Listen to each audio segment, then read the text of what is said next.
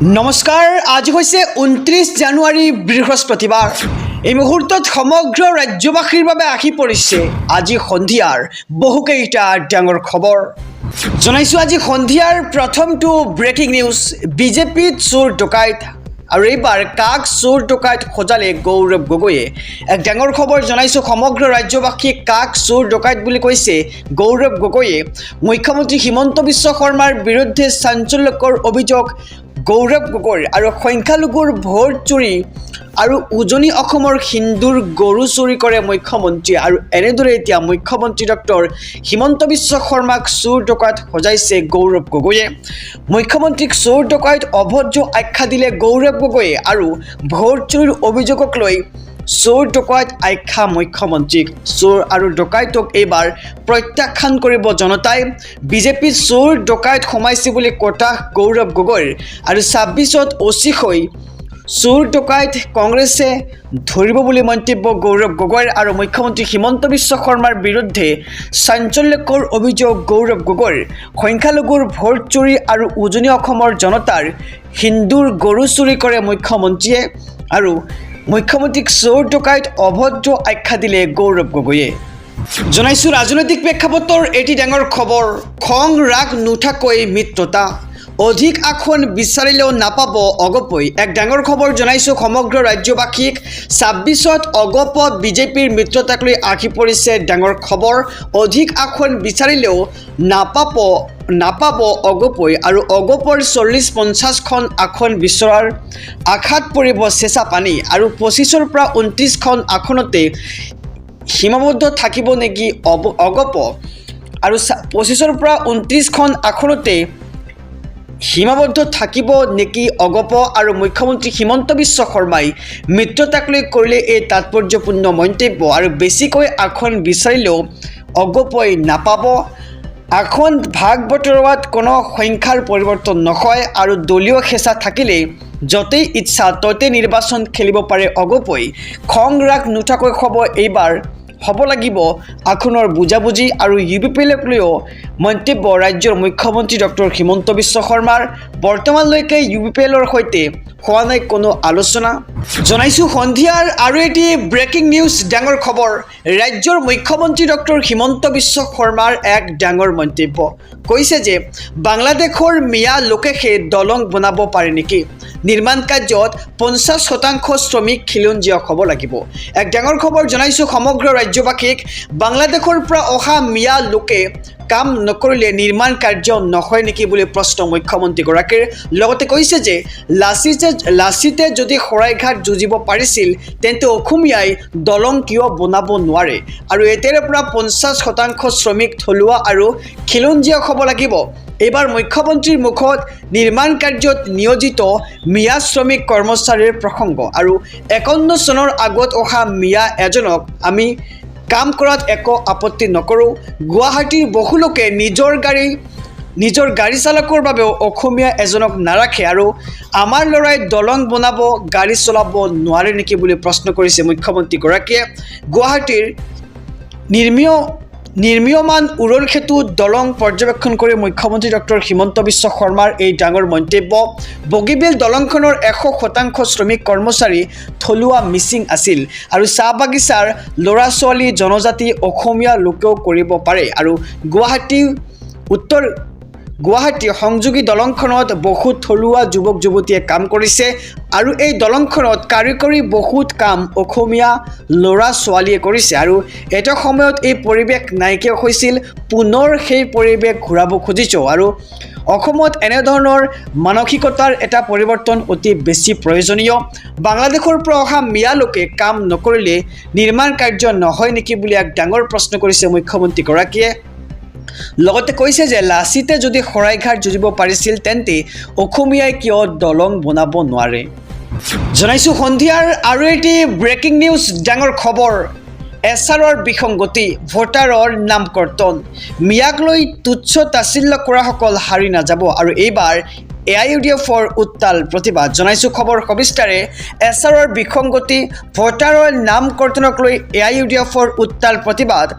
AIUDFৰ বিধায়ক নজৰুল হক আৰু মিজানুৰ ৰহমানৰ নেতৃত্বত তীব্ৰ প্ৰতিবাদ জিলা আয়ুক্তৰ কাৰ্যালয় ঘেৰাও কৰি প্ৰতিবাদ সাব্যস্ত AIUDFৰ অবৈধভাৱে ভাৰতীয় সংখ্যালঘু ৰাইজৰ নাম কৰ্তন কৰিছে বিজেপি চৰকাৰখনে মিয়াক লৈ তুচ্ছ তাচ্ছিল্য কৰা সকলৰ বিৰুদ্ধে শীঘ্ৰেই আমি আইনৰ কাষ চাপিম মুখ্যমন্ত্ৰীয়ে কোৱাৰ দৰে সংখ্যালঘুক টাৰ্গেট কৰিছে বিজেপিয়ে আৰু ধুবুৰীত 25,506 গৰাকী ভোটাৰৰ বিৰুদ্ধে ভুৱা অভিযোগ দিছে বিজেপি গোবেক মুখ্যমন্ত্ৰী মুৰ্দাবাদ যধে মধে নাম কৰ্তন কৰা বন্ধ কৰক শ্লোগান AIUDFৰ আৰু বেনামী অভিযোগকাৰীয়ে নিৰ্বাচন আয়োগৰ ওচৰত দিছে অভিযোগ মুছলমানৰ নাম কৰ্তন কৰা অভিযোগৰ প্ৰতিবাদ ধুবুৰী জিলা AIUDFৰ আৰু ধুবুৰী জিলা আয়ুক্তৰ কাৰ্যালয়লৈ AIUDFৰ বৃহৎ প্ৰতিবাদী সমদল ভুৱা আপত্তিকাৰী আৰু অভিযোগকাৰীক শীঘ্ৰে গ্ৰেপ্তাৰ কৰাৰ দাবী জনাইছে AIUDFৰ ফালৰ পৰা জনাইছো আৰু এটি ব্ৰেকিং নিউজ ডাঙৰ খবৰ বাঙালীসকল দ্বিতীয় শ্ৰেণীৰ নাগৰিক নেকি আৰু এইবাৰ গৰজি উঠিল ৰকিবুল হুছেইন এক ডাঙৰ খবৰ জনাইছো সমগ্ৰ ৰাজ্যবাসীক বিজেপিক ভোট দি ফল পাইছে বঙালী হিন্দু মানুহে আৰু বঙালী হিন্দুসকলক চৰম অন্যায় কৰিছে বিজেপি চৰকাৰে 90% বাঙালী হিন্দুৱে ভোট দিছিল বিজেপিক আৰু দিছপুৰত এটুকুৰা বহাৰ ঠাই নাই বাঙালী হিন্দুসকলৰ কংগ্ৰেছ চৰকাৰৰ দিনত 4জন বাঙালী হিন্দু আছিল এতিয়া মাত্ৰ এজনহে বাঙালী হিন্দু মন্ত্ৰী আৰু এনেদৰে এতিয়া ৰকিবুল হুছেইনে কেতবৰ বিস্ফোৰক মন্তব্য আগবঢ়াইছে বাঙালী হিন্দুক দ্বিতীয় শ্ৰেণীৰ নাগৰিকলৈ পৰিণত কৰিছে বিজেপি চৰকাৰখনে আৰু এইবাৰ বৰাকত গৰজি উঠিল সাংসদ ৰকিবুল হুছেইন কৈছে যে বিজেপিক ভোট দি ফল পাইছে বাঙালী হিন্দু মানুহে বাঙালী হিন্দুসকলক চৰম অন্যায় কৰিছে এইখন বিজেপি চৰকাৰে 90% বাঙালী হিন্দুৱে ভোট দিছিল বিজেপিক কিন্তু বাঙালী হিন্দুসকলক এতিয়া অন্যায় অত্যাচাৰ কৰিছে এইখন চৰকাৰে দিছপুৰত এটুকুৰা বহাৰ ঠাই পোৱা নাই বাঙালী হিন্দুসকলে আৰু কংগ্ৰেছ চৰকাৰৰ দিনত 4জন বাঙালী হিন্দু আছিল আৰু এতিয়া মাত্ৰ এজনহে বাঙালী হিন্দু মন্ত্ৰী বুলি কৈছে সাংসদ ৰকিবুল হুছেইনে জনাইছো সন্ধিয়াৰ আৰু এটি ব্ৰেকিং নিউজ ডাঙৰ খবৰ আমি ভোট দিব নোৱাৰিলে ভোট কেন্দ্ৰত তোলা লগাম ভোট কৰ্তনক লৈ এবাৰ ভোটাৰ ৰাইজৰ ক্ষোভ দেখিবলৈ পোৱা গৈছে এবাৰ ভোটাৰক জাননী নিদিয়াকৈ কৰ্তন কৰিলে 247 জনৰ ভোট আৰু জাননী জাৰি নকৰাকৈ ভোট কৰ্তনক লৈ ব্যাপক প্ৰতিক্ৰিয়াৰ সৃষ্টি হৈছে আৰু ভোট কৰ্তনৰ কাণ্ডক লৈ চৰকাৰৰ বিৰুদ্ধে ক্ষোভিত হৈছে ভোটাৰ ৰাইজ কেৱল আমাৰ নামেই যে কাটিব পাৰে হিন্দুৰ কিয় নোৱাৰে কাটিব আৰু এইবাৰ আমি ভোট দিব নোৱাৰিলে ভোট কেন্দ্ৰত তোলা লগাই দিম নলবাৰীত অসমীয়া খিলঞ্জীয়া মুছলমানৰ ভোট কৰ্তনক লৈ এতিয়া তীব্ৰ প্ৰতিক্ৰিয়াৰ সৃষ্টি হৈছে ভোটাৰক জাননী জাৰি নকৰাকৈ 247 জনৰ ভোট কৰ্তনক লৈ প্ৰতিক্ৰিয়া আৰু এছাৰৰ নামত চৰাঞ্চলৰ ৰাইজক নিৰ্বাচনৰ দায়িত্বত থকা বিষয়াই ভীতিগ্ৰস্ত কৰাৰ অভিযোগ আৰু নলবাৰী সদৰ সমষ্টিৰ জানিকক গাঁৱত ভোটাৰৰ অজ্ঞাতে 7 নং ফ্ৰমযোগে ভোট কৰ্তন আৰু দক্ষিণ জানিকক প্ৰাথমিক বিদ্যালয়ত ভোটদান কৰি ৰাখিছে স্থানীয় লোকে আৰু এছাৰৰ নামত অযথা হাৰাশাস্তি কৰাৰ উদ্দেশ্যেৰে ভোট কৰ্তনক লৈ ক্ষুণ্ণ হৈছে ৰাইজ আৰু শীঘ্ৰেই ভোট কৰ্তন কাৰ্য সমাধান নকৰিলে প্ৰতিবাদী কাৰ্যসূচী ঘোষণা কৰা হ'ব আৰু এইবাৰ ভোটাৰক জাননী নিদিয়াকৈ কৰ্তন কৰিলে 247 জনৰ ভোট জনাইছো আৰু এটি ব্ৰেকিং নিউজ ডাঙৰ খবৰ ৰিক্সা চালকে 5 টকা খুজিলে 10 টকা দিয়ক দুৱা পাব ভোটাৰ অধিকাৰ মুখ্যমন্ত্ৰীয়ে কাঢ়ি ল'ব নোৱাৰে আৰু গৰজি উঠিল এইবাৰ আশৰাফুল হুছেইন এক ডাঙৰ খবৰ জনাইছো সমগ্ৰ ৰাজ্যবাসীক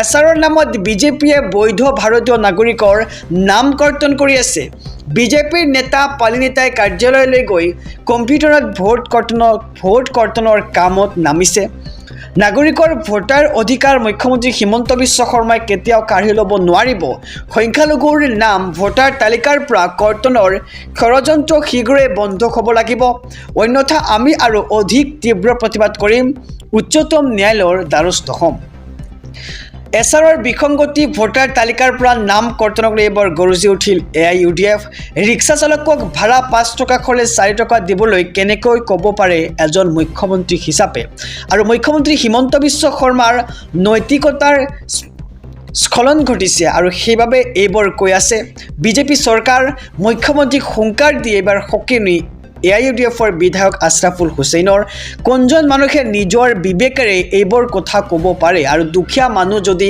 কোনোৱে 5 টকা খুজিছে তেন্তে 10 টকা দিয়ক তেওঁৰ পৰা আশীৰ্বাদ পাব দুৱা পাব আৰু এনে কাম কৰিলে আশীৰ্বাদ পাব তেখেতৰ পৰা দুৱাহে পাব কিন্তু মুখ্যমন্ত্ৰী কৈছে যে 5 টকা খুজিলে 4 টকা দিয়ক আৰু কোন বিবেকেৰে এজন মানুহে এনেবোৰ কথা ক'ব পাৰে হাজাৰ হাজাৰ লোকে শুনানিৰ বাবে হাৰি পাতি দিন ৰাতি একাকাৰ কৰিছে আৰু অভিযোগ দিয়া আপত্তি কৰাসকল কোন সেই কথা কোনেও নাজানে আৰু মুখ্যমন্ত্ৰী হিমন্ত বিশ্ব শৰ্মাৰ এই ষড়যন্ত্ৰ আমি AIUDF দলে কেতিয়াও হ'বলৈ নিদিওঁ আৰু এছাৰৰ নামত বিজেপিয়ে বৈধ ভাৰতীয় নাগৰিকৰ নাম কৰ্তন কৰি ৰাখিছে বিজেপিৰ নেতা পালি নেতাই কাৰ্যালয়লৈ গৈ কম্পিউটাৰত ভোট কৰ্তনৰ কামত নামিছে